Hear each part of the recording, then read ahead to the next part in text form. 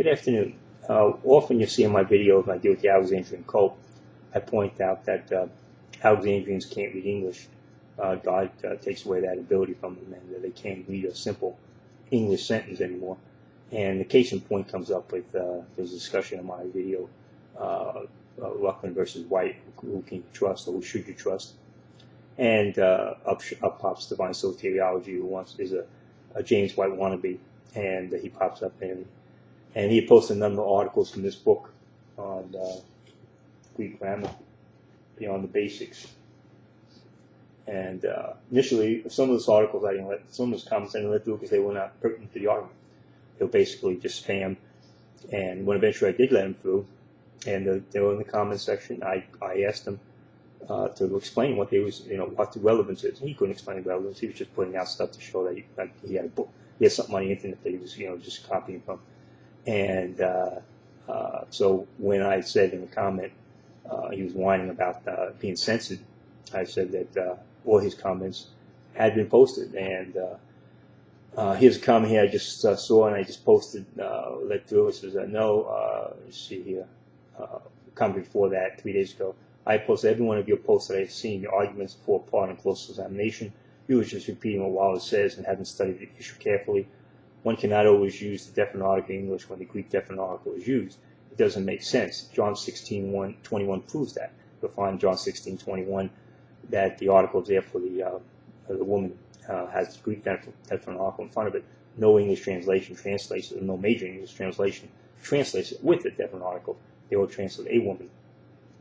To prove something up that real facts, not just conjecture and opinions, this is something you can't seem to grasp.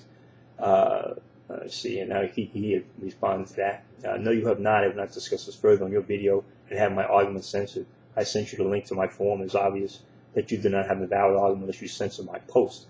You are welcome to respond to me in the forum. See, they want to get you always on their ground where they can control the agenda. That's why White never debated Ruckman, because Ruckman, was going to set the agenda, and White didn't want any of that. I will not be censored by you any longer. By the way, you contradict yourself because you say, and that's what he calls a contradiction. I have posted every one of your posts that I have seen, but you also said, these are the 3 comments that you're upset about not being posted. And he can't read English. I never said that I had posted all his comments immediately. I said when I made that comment, all his posts that I had seen had been posted. And the 3 comments that were upset about were eventually posted. And he calls that a contradiction. This is the same mindset that thinks there's a contradiction like in James White. He puts it in his book.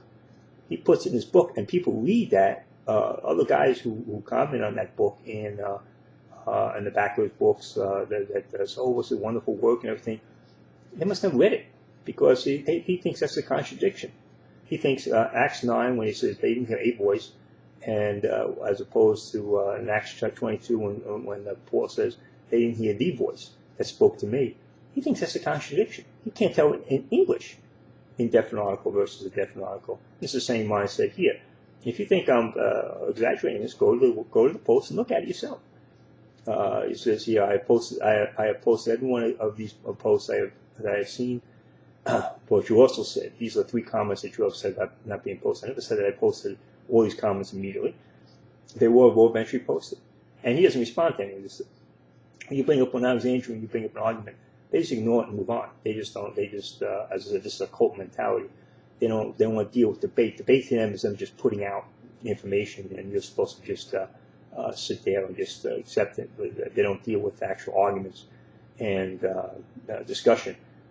So I was going to deal with that spam when he basically put up three comments dealing with from the Greek New Testament. It has nothing relevant to the argument. The fact is that Robinson's argument and Wallace's argument, Wallace as follows Robinson, the idea that the Greek definite article must always be translated into an English definite article is fallacious, and no translation follows it. It won't match the sense of the English idiom, and that's pointed out in D.A. Carson and idioms of the Greek New Testament, and that's what these people can't understand. A lot of these guys, who get up there and they want to mess with the translation. That the translation is supposed to make sense in English. It's not supposed to be just a haphazard bunch of words thrown together like some interlinear Greek work. and that's supposed to be a translation. Translation is supposed to represent the Greek text in English. But again, this is another example of a young man who can't read. This is an individual who brought up the issue of Psalm 12:7. He had a big argument about that. The energetic community didn't understand why the translation correctly had it as a third person singular as opposed to a first person plural.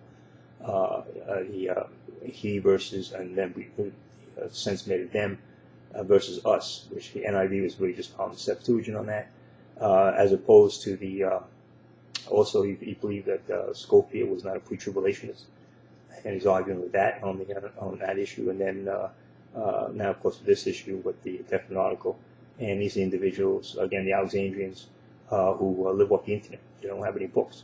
This is the same problem I had with Barbara Sinclair, when very respectfully told her that the idea that the translators, the King James Bible, most definitely intended for their work to be the final authority. I read from it, and she just denied that I was reading the truth. So I had to go right to the original 1611 and then show it, because she couldn't find it on her internet. And that's why it seems like I'm harsh with these people. So that these people just don't want the truth. They don't accept it. They're out there just throwing anything out, and they can't read simple English, but they're going to tell you that they've got the truth and that they can go to Greek and Hebrew when they can't follow a simple English sentence. So I just wanted to, if anybody wants to check this out, they can go to Ruckman versus White and see that all divine soteriology's posts were posted eventually. He never responded to the 3 comments that I made on his thing, asking why he thought these things he was posting were important. They won't. Obviously, they won't. They were just spam put out there to show that, wow, he knows something, and how intelligent he is.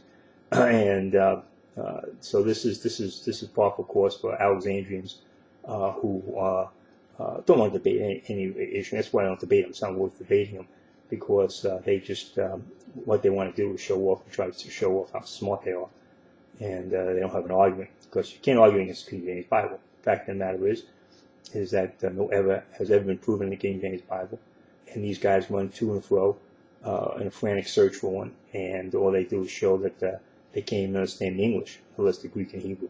Amen. Thank you.